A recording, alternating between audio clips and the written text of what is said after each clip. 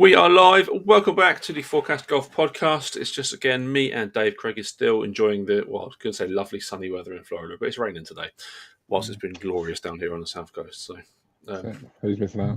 Exactly. How you doing, Dave? Right? Yeah, good. You? Yeah, it's Masters Week. It's the first big one of the season. I've got the next. Well, I'm back to work on Monday, so I've got perfectly timed where I can just watch nothing but golf content for the next 4 days. So excited. Right, that's a dream. It's absolutely perfect. You absolutely nailed that timing. I have, yeah. Completely by random. It's just lucky that it's the Easter school holidays, and my wife took the first week, I took the second week. So good weather as well. Like it couldn't have gone better for you. I'm out again. I'm going to play tomorrow, and I'm going to play Thursday, and then literally nothing but watch golf for 4 days. It's going to be absolutely perfect. I can't wait. That's how to spend the Masters Week. Absolutely right. I've got a couple of would you rathers. Should we do before we kick off with the proper Masters chat? Yeah, because then we'll be just fully in Masters mode, then, won't we? Yeah, exactly. Yeah, that's all the podcast's going to be this week. We'll go through a few bits and pieces, some interesting stuff. But first of all, would you rather have Tiger Woods watching you hit a tee shot, or Rory watching you putt for a birdie? What in terms of like pressure sort of thing? Yeah, I guess so. Yeah. I guess the putt for the birdie would be easier, out of the two. I guess it is, because I would always associate Tiger as the better putter of the two. Yeah. That's a weird one. Yeah, I don't know there. Well, because if I'm putting for birdie, I'm already there. I've already hit an all right drive and second shot. Well, at least a decent second shot or third, depending on the part. Well, yeah, if you're putting for birdie, yeah. Yeah, well, yeah, that way, the worst I'm going to do is make a bogey, probably, I shouldn't back myself for that. But yeah, I'm going to take the putt. I'm going to take the putt there. I feel that's the easy option. The Coward's route. Yeah, absolutely. Yeah. I feel like McIlroy is more reliable getting there. You never know if Tiger's going to turn up. Do you? Want to make it to the course. So absolutely. I'll take McIlroy just to make sure I at least get one of them. All right, I've got two more. We'll lead in with the last one will be a Masters related one. So, would you rather use vintage clubs from the 1970s or play barefoot for an entire season?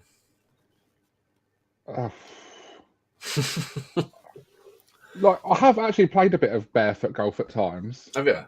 Yeah, not like loads, just like when I've been on like a golf trip or something, and it's sunny and maybe had a couple of beers through the round and then so shoes off. It's quite nice, to be honest, but you need to be hitting straight. As soon as you're offline, that's when it gets a bit iffy, like when you're in the rough or somewhere. Yeah, so I'm gonna take the barefoot. But that could be a bit iffy. Yeah, it's probably dried up now, but in a month or so ago, that'd have been. Oh Christ, yeah, that'd have been rough playing that. A few injuries, a bit injury prone as it is, so I don't need to be slipping around barefoot. But, no. Yeah, the vintage clubs would be rough. Yeah, they would be. Yeah. All right, let's finish with this one then. Would you rather win the Masters once or finish in the top 10 of every major for a decade? So, like, if I finish them top 10, am I potentially winning some of them, or is it just I'm never winning any? Interpretation. I guess, never winning any or taking the one Masters victory. Yeah, because I suppose if you're potentially winning some, everyone's taking that chance, aren't they? But yeah, I think you've got to take winning the Masters, haven't you? Yeah, I think you have to. That one Masters win, and then you're remembered forever, aren't you? Like everyone, especially the Masters in particular, is the one, isn't it? Like if it was like the PGA, maybe it's a bit of a different thing, being top 10 every year, probably, I don't know, a bit closer, but I think the Masters is just something special, isn't it? Like, no matter where you're from, the Masters is number one for most people, isn't it, really? Mm. And you'd be back every year, right, after that? Exactly, yeah. You can always play it. I think you can just play it whenever you want as well, then. I think you're sort of like honorary member type thing. Oh, nice. Which, it'd be nice, just rock up and just play Augusta. It's only open for like 3 months a year, I think. It's not actually open very long in the year, Augusta. No. I did see a thing down very early. TikTok the other day that their prices in their concessions are still like it's $1 for a sandwich and 50 cents for a soda and stuff. Like that's pretty cool. I like that. It is them pimento cheese sandwiches that look absolutely vile though. So yeah, I just don't put the pimentos in them. The cheese sandwich is fine. Yeah, cheese sandwich. But some of the other stuff looks pretty good though. Something like the other, like a chicken sandwich in there that's pretty good. And there's every year there's like a peach ice cream sandwich or something that everyone posts. It's, one of those big Augusta things that, I'd like to give that a go. One day when we get media passes, we'll be there anyway, and we can. That's it. I'm going to apply for some this year for like the British events. Yeah, we should. So hopefully we'll get some coverage from more likely Live than like the British Masters, I'd assume. But you never know. Maybe we will. Yeah. Shoot done some NFL stuff, haven't we, in the past? Exactly. So, why not do some golf stuff? Absolutely. Right. So we've got a little. Well, you describe this, really. So this is the thing you set up with your guys at work, is it? Yeah. So we've done it for probably a decade now. Every major, we do like a contest. So it's $16.50 to enter, or there's like cheaper prices if you have more entries. Right. Everyone can enter as many times as they want. So the gist of it is there's 6 pools of players based on world rankings from when we like set the pool. So for the Masters, it gets set a bit earlier because by Christmas the field's pretty much known. Then in the others it gets set so a little bit closer. But so it'll be in the Masters in particular. It's pools of 10 for like the top 50 players. So that's pool 1. So at Christmas time that would have been probably in the early New Year anyway. Yeah. That would have been the top 10 in the world. So you pick 2 players from pool 1, 2 from pool 2, and then 1 player from all the other pools. Right. And then every round is your best 5 scores added together. So you drop your 3 worst, and then your 4 daily scores get added together for an overall score. And then the top people win big prizes. It'll be sets of golf clubs. I think the winner tends to be worth a couple of grand in this not bad, Masters one. No, not bad for basically 15 quid if you enter a couple of teams, 15 quid per team. You can win some big old prizes, but obviously it's quite a big field. I think we got 175 in now last time I looked, but it normally triples on the last Wednesday before. So tomorrow there'll be probably another 250, 300 entries, I would guess. That's normally how it works. What's mad is during COVID, I think we had about 1,600 people in it or something like that. Mad like that. When people had nothing else to do, it was massive. So it was, a lot of admin for me. This week was a wild one during COVID. But I've got it down to I'm pretty used to it now. But that was a different beast. But that is mad. Well, the link to if you want to enter is in the YouTube description. So just click on that link and it takes you to a Google form. Fill in all your details there. There's more than first prize as well. So I think we normally pay. It obviously depends how many enter, but probably top 15 overall, and then top 2 or 3 every day as well. So there's plenty of prizes on offer. Yeah, so. That is pretty cool. So I'll load up all the pools so people can see them. It'll just change one by one. So some interesting players sort of later on in the pools as well. Notice sort of pool 3 has got like Bryson's in there and Costa up as well. I'll say there's a few players that are in form, aren't there as well? Like Matt Fitzpatrick, Penge is playing well. Like DeChambeau's obviously won a couple of times. Yeah, obviously exactly. Where Live Golf didn't have any world ranking points as well. Some of these players, you tend to find that the Live Golf players are, probably lower down than maybe they deserve. So okay. Not to give away stuff, but that doesn't tend to be the worst strategy in the world to pick some Live players in these later pools. Not at all. I do like in Group 6 there. You've got a lot of the older guys there, Freddie Couples and Olafable, people like that. Well, basically, most of them just are unranked or have like hardly any points. They basically play like this tournament every year, and that's about it. so they end up like way down the rankings. This last pool, weirdly, this can be the one that wins it for you if you can get like, I don't know, where there's more people in this one as well. So I don't know, say you pick Hao Tong Lee and he has a big week. Yeah. Not many people have picked him, and he can be the difference maker for you. So John Rahm's in pool 6. Yeah, it's just the way it works out. So he will be on most teams, basically, I would guess. Yeah. You'll have a few Max Homers, and Adam Scott's sort of been playing all right, hasn't he? And I like Adam Jordan Spieth's in there. Yeah, you never know Jordan Spieth. I think Tiger Woods is still in there, but obviously he's not playing. Yeah, and Phil as well thinks there. Is he pulled out? He should be in this one. I'd have thought he might be fifth one up from the back here. Yeah. But it's a good fun thing and definitely a good way of what it does on like Sunday morning, say when you've got players that aren't really in contention but the coverage is on. It could be that person wins you this whole pool or something. If you pick Russell Henley, but he's like 10 back, but he goes out and shoots like 65. That's massive for you, and it doesn't really matter for the actual tournament. So it makes makes watching some of the rest of the golf pretty fun because it gives you something to root for. When you've got a bet on someone, is all about top 10 or winning, isn't it? Where in this, it does sort of make a big difference. It makes it a little bit like watching Red Zone with your fantasy league players. Like you've got exactly. players that you don't really care about normally, but they're on your team, so you're rooting for them. Exactly. It makes some of these other players, actually very interesting for you, which, can never be a bad thing. No, that's a pretty cool idea. So we're going to do this, yeah? We're going to pick, 2 from the first 2 pools and then 1 from each one? Yeah, let's do it. I mean, should we try and make like a joint forecast team or something? We'll do that, shall we? Let's do that. Maybe the first 2, we'll pick one each, and then we'll agree on the rest, shall we? Okay, all right then. So, go on, you go first. This is your thing. You pick your first player. Again, I don't want to give away too many hints to people. But we are obviously going to talk about one of the biggest things is having players make the cut. So if your player misses the cut, you will get a score equal to the worst score on that day. So you need at least 5 people getting through, unless you sort of don't even bother checking the scores, I'd say. With the Masters, it's quite easy to do because most players will make the cut that are going to be picked. You have a lot of amateurs, a lot of the old guys miss the cut, so you're only going to have 15, 20 of like relevant players not making the cut. This one's easier, but for later in the year, focus on players that are going to be consistent and make the cut. But this one, you can go for people that are going to score. So for me, I think you just got to go Scheffler. Just take the chalky pick and just get him in there, so you're not losing out to other people when he goes out and shoots like 15 under and wins it by 6. Because if you haven't got him, you might just be out of the whole thing before he's in the start. Just try to be clever, try to outthink yourself, basically. Yeah. All right, I'm going to take Tommy. I'm obviously really, really tempted to take Rory there, but I think Tommy's just a little bit more consistent, and he's not had the injury little bit of concern that Rory's had, so you never know. That could still be niggling a little bit.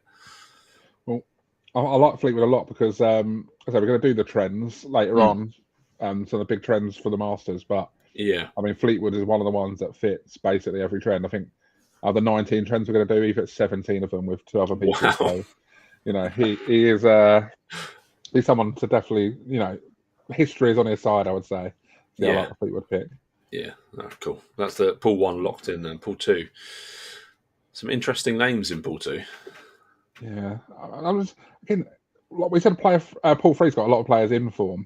This one, I'm not so sure. There's some ups and down players, like some of them there, and then sort of everyone else, really. Yeah, like Morikawa's won this year, but maybe the last month or so hasn't been so good. Again, young one at the players, but around it hasn't been amazing, has he? Hatton has not been on the best of form. No, he's not really Keeper done anything, has he, really? He's not troubling. Yeah, this is a tough one. You go first then. I'll give you the first pick. Well, I'm going to take the obvious answer here is Ludwig Åberg. Like, he looked really good in the Texas Open last week. He was Craig's pick and got him some good points. He's always good around Augusta, and he's going to make the cut, isn't he? He's playing really well this season so far. Yeah, I love that pick. I think he's in for a big one this week. We'll talk about that part later, but I really, really, really, really like Ludwig Åberg this week. As I say, this is rough with the other players. I mean, I think you have got some players that have played okay at Augusta before. I think I'm gonna go for Morikawa just because he has been playing okay this year. He's played sort of pretty solid, and I think he's got a decent enough record at Augusta. He's been there or thereabouts a couple of times. So I'll go for Morikawa, but this is a tough one. I mean, it's hard to take Noren, Straka, English, Bradley. I think they're players that they're tough to pick. Did you pick Straka last week? I did. He missed the cut completely. He didn't have a good week because I know he was there. He didn't play well. It's not a great warm up. Yeah, Hatton hasn't really been firing all cylinders over on Live so far this year. No. Yeah, this is a tough one where you're having to pick 2. But I'll take Morikawa, but I don't love it. This is one where I'm just hoping I get 4 rounds out of the second pick here, I think. So, go for Morikawa. Yeah, that's pretty solid, though. I think we've pretty much nailed that. That was a tricky one. This one, there's obviously some very big names. Right, you got Fitzpatrick, DeChambeau, Gotterup, and Shane Lowry, I guess, are all the ones that jump out immediately to me. I mean, Matt Fitzpatrick's been playing great, hasn't he? You know, since you picked him by mistake or picked him for the wrong tournament, he's pretty much been up there in every event he's played. Yeah. Again, another player who's got a good history at Augusta. You know, even back to his amateur days. To me, Fitzpatrick's a pick in this group just because I'm just never going to have DeChambeau on my team because I'll just rooting for his demise at nearly all times. So, I could never pick DeChambeau, but I mean, Chris Gotterup's an interesting one. Has he played the Masters before? I don't know if he has. It's not a name I associate with the Masters at all, which is a strange thing. No, because obviously he's had sort of the big breakthrough in the last year, hasn't he? But I don't know if he's played the Masters or not. I just don't know. He's got decent. He's never played the Masters. Again, one of the trends we've got coming up is that basically there's never been a first-time winner. Okay. A massive shot. Well, I suppose it is in 50 odd years. It's a long time. 50 or 60 years we're coming up to. Yeah. There's never been a first-time winner, obviously, other than the first event, because it has to be. But there's never been a first-time winner since then, which probably rules some of these players out. But there's always got to be a first, I suppose. But for me, someone like Gotterup, I don't have Penn just played in this before either, because again, he was another one who had his breakthrough last year, didn't he? So he's new to this, to me, it's just where you need to have players making the cut in this particular format. Gotterup, Penge, although they're interesting picks, I think there may be ones to avoid because Augusta is just one of them courses. We see it where Fred Couples comes out and plays well most years. Cabrera's had some sort of good years out of nowhere. Also, Tiger Woods came back, and I mean, even when he's not been playing golf, he tends to get around Augusta okay, doesn't he? He's, no matter what. So I think for me, you've got to be looking at players that have got a bit of experience. Like Aaron Rai, I don't know if he's played it before, but he definitely hasn't played it much. Someone I'm not really looking at. But like the rest of the players on there, I think you've sort of got a bit of experience. Course, but... No, Larry's a solid hand, but I don't feel like he's ever going to trouble the top of the scoring charts. But he just doesn't feel like a Masters winner. I don't know why. He's got a major. He's sort of like been there, but he just doesn't feel like a Masters winner, does he? But there's some weirder players that have won it. But he doesn't. If he's going to win another major, it's probably going to be one of the Opens, isn't it? Like the US or R1, where it's a bit of a grind, isn't it? Where he doesn't feel like he's going to go out and outscore people on a Sunday at Augusta, does he? No, that's the thing. God, sorry. So Fitzpatrick is he's the most informed player, I think, aside from Bryson. If you're going to take Fitzpatrick, I'm going to take Bryson then, because the two of them combined, you never want to pick Bryson. You never want to root for Bryson. But no, he's been in pretty good form recently. I always find that, like, when I'm doing golf bets and stuff, it's rubbish betting on people you don't like, isn't it? Just you've got to be able to root for him on a Sunday, and if DeChambeau's up there, but I can just root for him to have triples on every hole. But if I've got money on him, then I think, oh god, I have to sort of root for him a bit, and you just don't want to have to do that, do you? You want to be able to just really root against someone, which true. He plays that part very well. I think he Yeah. leans into it as well. So fair play to him. Like you need your heels, don't you? You know. You absolutely. We're both wrestling fans. Yeah. Ross has got a wrestling podcast. Go check that out. You can't have a good face without having a bad heel. Like, exactly. You have to have it. And but that's why I like the story of last year. Actually, so it was pretty good. You know, we did the McElroy documentary last week, but if that was just, if that was Rose the whole way, it's probably less interesting than nice friendly DeChambeau being in there. The two of them. Yeah, exactly. So you need your Bryson so you can have your Rorys. Yeah, absolutely. All right, let's jump into pool number 4. Definitely. So we're starting to get into the bit where there's some lesser known names, isn't there? Again, not loads of master experience in this pool. You've got Brian Harmon, who's played it a number of times. Ryan Fox has played it a few times. Højgaard. Yeah, he's played it a few, hasn't he, now? But there's not loads. It's not standing out here as like some massive. No, there's not some jumping out. So Michael Kim, did he finish a runner-up last week? I think he was second or third. Yeah, I think so, yeah. So maybe I'll take a punt on him. Even though he's probably not got loads of experience here, I think he has played here before. I believe a couple of times. Yeah, he was joint second last week. I sort of looked some of this stuff up through the week, and there's so many players that I just forget it. Oh, so he's played it twice. Michael Kim finished tied 27th last year, which it's fine, nothing to hang about. But yeah, he's played here before anyway, so I would go Michael Kim just on sort of form, but this is one to try and potentially find a difference maker, isn't it? If you can, you pick Andrew Novak and he goes off, then it could really win it for you. But you can win yourself some money just off that. Yeah, some rough names there, isn't there? There is. I always like Højgaard, but he always flatters to deceive as a Yeah, I might go Brian Harman, for this one. Just a very solid, He's another player. I don't know why. I just really find him hard to root for. I mean, he's so slow. Watching him, he's so slow. It takes forever to line up every shot. Yeah, and that is it. Like the same as when I've been to the events, Jason Day was always so slow when I remember watching him at the Open stuff. So despite him being quite fun, I really can't stand him. To root for him. Like he's fun when he's on TV because you only see when he's actually hitting the shot most of the time. But when I remember watching him and it's just like, oh come on, just hit the ball. And I feel a lot about that about Brian Harman as well. Yeah, that's entirely fair. Group number 5, pool 5. Some big names. It almost feels stronger than 4 to me. It does, yeah. Minwoo Lee and Soo Kim have been playing really well recently. John Kiefer opens the tournament. He tees off first. Sung Jae Im's been playing okay and has sort of got a decent Masters record. I think he was leading through 2 or 3 rounds a few years ago. Yeah. Patrick Reed back there and Max Shea as well, who's been playing pretty well recently. And this for me is where I start going live player, although he's not a live player anymore. Yeah. People don't like to pick him either. So when you've got potentially 500 entries in this, finding someone who's sort of maybe good value, but people don't pick, like Patrick Reed, because who wants to root for Patrick Reed, really? But exactly. Even worse than DeChambeau, this guy. He's hard to root for. That's it. But potentially, he could be a difference maker for you in this thing. If you can, because again, he's obviously won the Masters before, but he's got a pretty solid record around here. He does seem to, just find a way to get himself into the top 10 a lot at Augusta.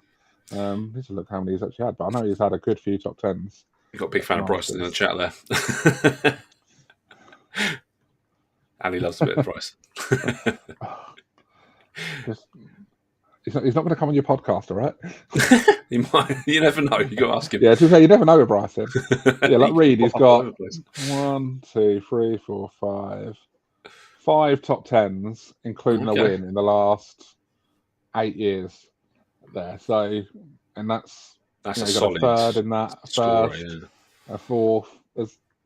He plays well at Augusta, so Patrick Reed could be someone who definitely makes a difference for you. But I totally understand why someone wouldn't want to pick him, but because there's some good options here.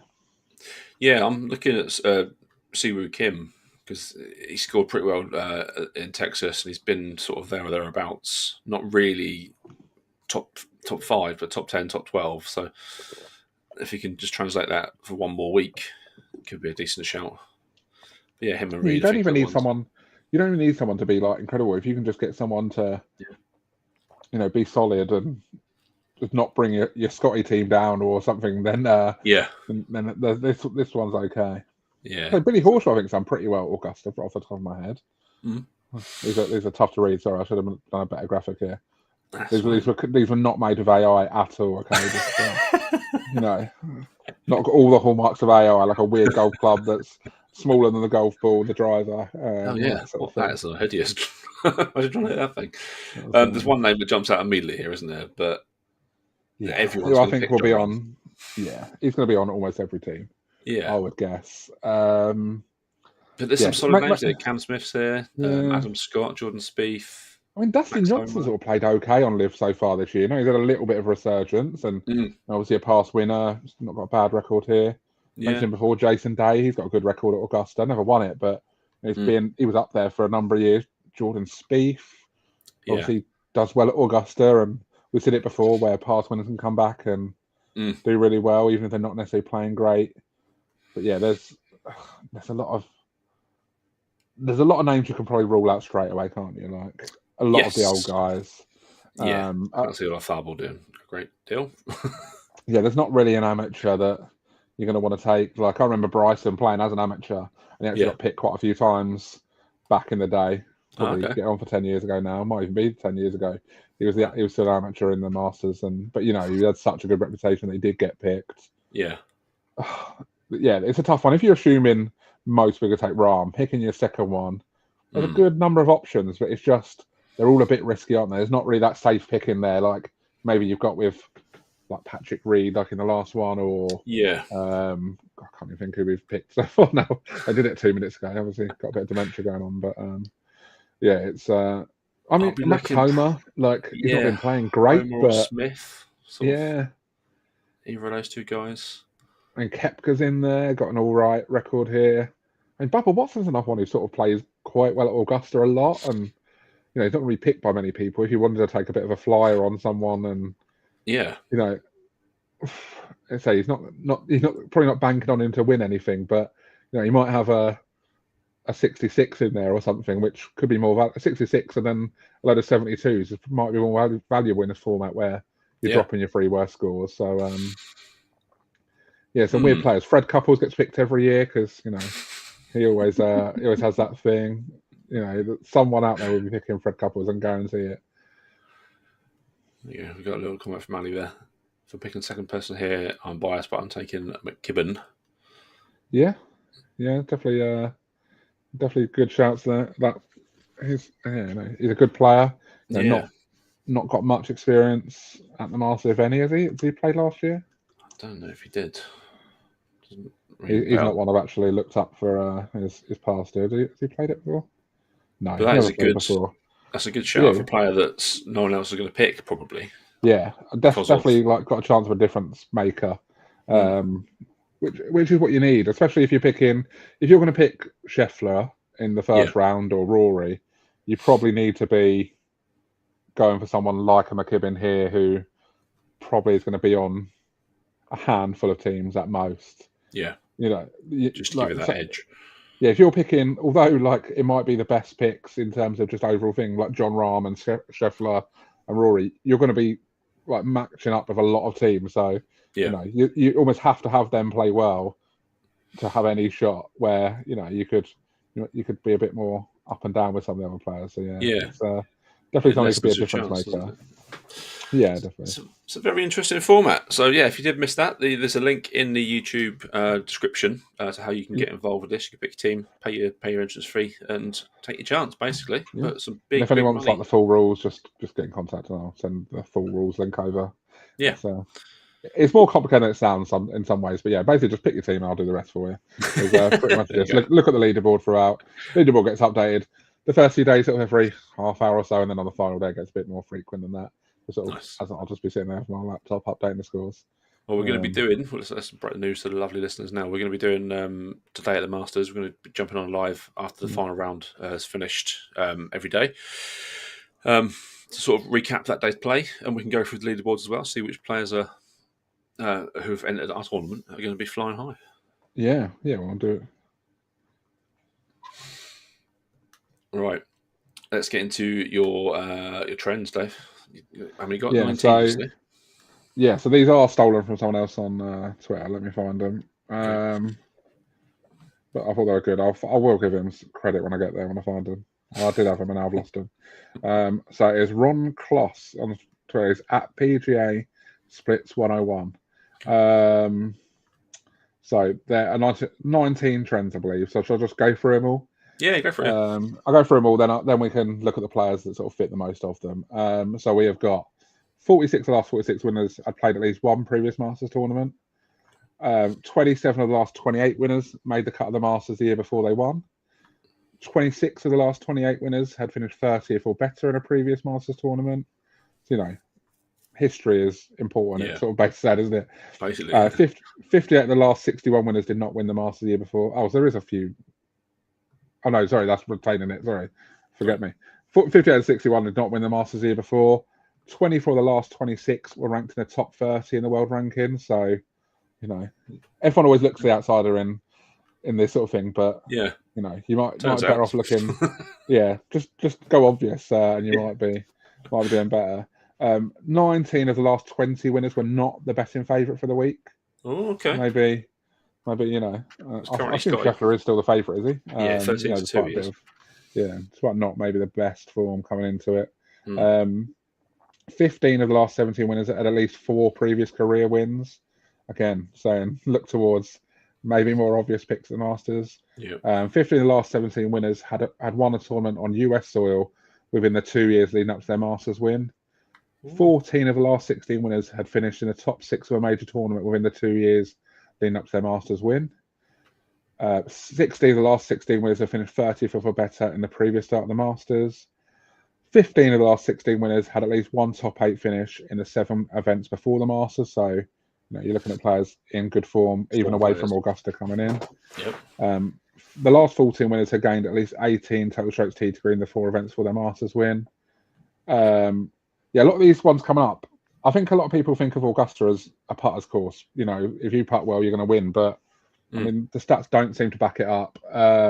16 of the last 16 winners ranked inside the top 30 in stroke gains tee to green, leading up to the Masters win. 16 of the last 17 winners ranked inside the top 50 in driving distance in the year leading up to their win. 12 of the last 13 winners have gained at least 0.25 strokes around the green. So, chipping and stuff is more important than the putting itself. 14 of the last 16 winners ranked to the top 40 in par 5 scoring in the year leading up to their Masters win. 21 of the last 23 winners played in one of the 2 weeks before their Masters win. And 14 of the last 17 winners ranked inside the top 40 and going for the green in the year leading up to their Masters. So, your aggressive players are going to probably do well at the Masters on the whole. Like Ali says, it's all screaming Bryson. There is a lot of stuff there for Bryson, but he does fit a bunch of the trends. So let me tell you who. There's 3 players. I've already told you Ludwig Åberg was one of them that fits 17 of the 19 trends. So wow, the 3 players that fit 17 and 19. I haven't actually got which ones they don't fit, but probably work them out if we really wanted to. But Åberg, Xander Schauffele, your favourite big shoes, and Tommy Fleetwood. So 3 players there that fit almost every trend. This next group of players, so 6 players fit 6 of 19 trends. Some real shocking names in here. Scotty Scheffler, no one picked him. Rory McIlroy, John Rahm, Bryson DeChambeau. Tough to call here. Matt Fitzpatrick, and this one probably is a bit of a surprise. In Woo Lee, I think he's one that maybe, if you were looking for someone maybe a little bit down the odds, maybe Min Woo Lee is someone. But they fit 16. Then you've got 15 is Cameron Young. He fits 15 of the trends. And then 2 players at 14 in Morikawa and Matsuyama. But, if we're just going off the trends, then maybe 3 players to look at Åberg, Schauffele and Tommy Fleetwood, because they fit, they almost fit the bill entirely. Well, they are. So Schauffele is 14-1. Åberg is 18-1. And Tommy is 25-1. So there's some value there, definitely. Yeah, definitely. If you want to be avoiding, back in your favourites in Scheffler and Rory, not always the most interesting bets in golf, especially in golf where you can get some good odds on some bets, can't you? It's not always the most fun to back a 13-2 shot, is it? It's you may want to spread your money around a bit and have some bigger odds. Then maybe there are 3 players to really have a look at. But I thought it was quite interesting when I saw that earlier, just how many they fit. Because I'm not sure. Them 3 names are ones you'd pick out as the ones to really fit the bill and everything, are they? No, I obviously I know Åberg's in great form, but I didn't realise he was in sort of that good a form heading into the Masters. That's really fits the bill. And obviously got a good record at the Masters anyway, just in his sort of limited appearances there. He's done well, hasn't he? He has. It's weird with Augusta, isn't it? Although it's obviously can be a brutal course, there are players that just seem to just get it and like it. Yeah, for whatever reason. Was he 25, 26, Åberg? Yeah, he's still a kid, basically. Yeah, he's so young, but he's got 2 starts at Masters, 2nd and 7th. So you can't really ask for much better than that, can you, to start your Masters career? And although we think of Åberg as a bit of a star, he's not actually done that great at the other majors. In the other majors, he played them 6 times and missed 4 cuts. So it's not. Wow. He's not. I think that as time goes on, in his career, he will probably balance that out a bit, won't he? But the Masters is somewhere he obviously thrives, and for some players it's just the time of the year, isn't it? The early part of the year, maybe they're a bit fresher and the grind hasn't got to him yet. So yeah, he's like a Masters / Ryder Cup player for me. That's where he sort of springs to mind for me.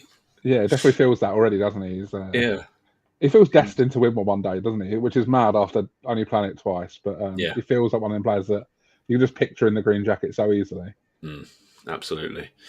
Right, should we make our picks, or should we get Craig on? Craig has sent us another video. Go on. Let's get Craig on. He's not walking under a mat out this week, but let's get him on, see what he's got to say.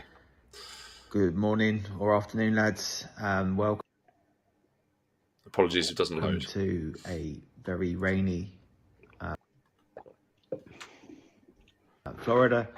I'm sure you're all very disappointed to hear that, given the lovely weather you've had. The satellite link up. Just taking the opportunity to put in my Masters picks or pick. Oh, attention. Going back to the first episode, we threw in our first predictions. I went with Scotty Scheffler. He's in absolutely terrible form, let's be honest. But it's Scotty Scheffler. Okay, I'll remove him. He's gone with Scotty. And like you said, he is in terrible form, but he is still the massive favourite, to be honest. He is... he's 13-2. John Rahm is 11-1, who I am going to be taking. I'm going to be taking John Rahm. John Rahm, I think, is a real solid bet. He's just so good at the minute. Like, his ball striking is just next level at the minute. He seems to have hit another level. So, and I just enjoy watching him play. Like you mentioned earlier about Bryson, I just enjoy watching John Rahm play because he looks like he's having fun, but also he can get a little bit aggy sometimes as well. And I like that because we all get a bit aggy with on the golf course sometimes. Yeah, I think he feels like at times feels like one of us, doesn't he? Something about him that he's very easy to root for. Where Bryson less so. Who are you taking, Dave? I mean, I've already sort of basically said it, but I'm going for Ludwig. Yeah. I'd sort of saved him up, really looking at this one for a few weeks. I'd sort of had him penciled in here. Yeah. I don't know. There's something in my bones telling me he's going to win it. There's just something just feels right. He's playing well again. He had a bit of a dip, hadn't he, over the last year or so. Didn't maybe have the best 2025, compared to what we come to expect of him after some good years. But Ludwig Oberg, I love a trend thing. So Ludwig fits all the trends. I liked him anyway. So it's nice to have them the stats backing it up. So I'm going for Oberg to solid pick. win this year. And bring it another European winner. Well, we've got some viewers on YouTube. Let us know who you're going to pick in the group chat, in the comment section there. But I'm just looking at the groupings for round one. Oberg, Rahm, and Gotterup are a grouping for round one. That's a nice group, isn't it? It is, yeah. They're for 8 past 6. They're all quite fast players, I think. I think they'll do well with each other. I think they're going to, as a group, I think they'll be quite a good group. I think that is the thing. I was mentioning like the Brian Harmons earlier. Like, I think he can be a hard person to play with. So if you get group with him, it can be a bit tough to, I'm not really putting people up on purpose or anything.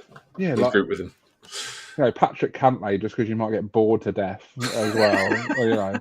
So like him, it must be a rough pairing. It's obviously they're the Masters do tend to make some interesting groupings where they'll put people together. Like I remember the Molinaris playing together one year and stuff. Yes, and things like there that. are some fun groupings here. I'm just looking now. So you've got Bryson, Matt Fitzpatrick, and Schauffele together. Patrick Reed, Tommy Fleetwood, and Akshay Bhatia. So that's a nice fun group, that one, apart from Patrick Reed. Shane Lowry, Dustin Johnson, and Jason Day. You do need your heels. Yeah. Who's Rory got? Rory is playing with Cam Young and Mason Howell, who is, I believe, is an amateur, is he? Yeah, I think they always put that defending champion with an amateur, I believe. Oh, okay, that's pretty cool. I like that. I think it's, I don't know if it's like the US amateur champion or. Okay. I should probably know this, but I think they do normally pair up like the reigning champion with it's either like the reigning champion or the world number one normally plays with one of the amateurs, I think. Yeah. I like that. Which is pretty cool for them, isn't it? Yeah, that is a really cool experience for them, definitely. Yeah, I think we've seen Tiger with some amateurs over the years, which is pretty cool. They're having their best day, but also their worst day ever at the same time. Yeah. Some other interesting groups. You've got Scotty with Bob McIntyre and Gary Woodland, which is an interesting. Nice group there. Yeah. Jordan Spieth, Justin Rose, and Brooks Koepka. Yeah, that's a good group. I mean, going back to that McIntyre group, do you reckon either of them understand a word he's saying? No, not at all. No, because he has got a fairly strong accent, hasn't he? For for like, I'm sure we'd be fine playing with him, English, but for the Americans, it's probably a struggle at times, isn't it? But, what I would struggle with most is not copying the accent. So I two of my best mates are Northern Irish, and we play Xbox like 3 times a week together, every week, and I've done since COVID. It takes all of my brain power to not copy their accent all night long.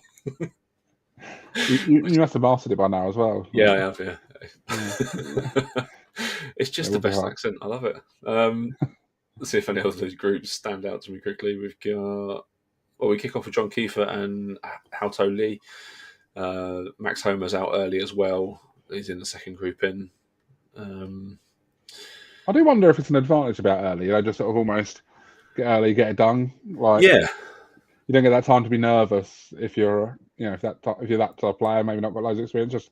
I think if it was me, I'd much rather be just getting up and over with rather than teeing off later in the day and having the whole day to think about it and, maybe like panic yourself a bit or whatever. I'd rather just get up, get myself ready and get going. So Jackson Harrington is the first amateur player and he's in the fourth group in. That's where you want to be. You want to be out early, done, back in the clubhouse. Okay. The first real guy I think who can lay down a score is it depends what Shane Lowry does, but it's probably in that Bryson, Fitzpatrick and Schauffele group, I think. Yeah, that feels about right, doesn't it? Just looking at them now. They're followed out by Matsuyama, Morikawa and Henley. It's another strong group there. Yeah. That's I'd like to see Morikawa do well, to be fair. I do like Morikawa. I really liked him when he first come out and I really thought he was going to be a star. And when he has turned out that well, he's done pretty well, in terms of wins, but maybe not been in the best form, has he? But no. His recent form's been good, but up to the last year or so hasn't been the best. So it'd be a nice winner. And of course, you've got Jack Nicklaus, Gary Player, and Tom Watson. Gary Player is 90 years old. Of doing their ceremonial tee shots at 12:25. And depressingly in much, much better shape than I am right now. Yeah, same, mate. Yeah, absolutely. Yeah. Oh god, it's depressing, isn't it? 90-year-old golfers, but still. I reckon we've about hit our time for this week. But we've made our picks.